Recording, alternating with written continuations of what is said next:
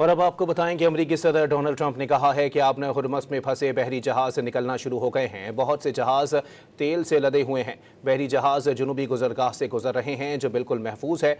इसके अलावा गुजरने के दूसरे भी रास्ते हैं।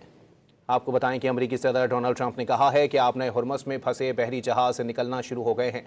बहुत से जहाज़ तेल से लदे हुए हैं। बहरी जहाज़ जुनूबी गुजरगाह से गुजर रहे हैं जो बिल्कुल महफूज है। इसके अलावा गुजरने के दूसरे भी रास्ते मौजूद हैं।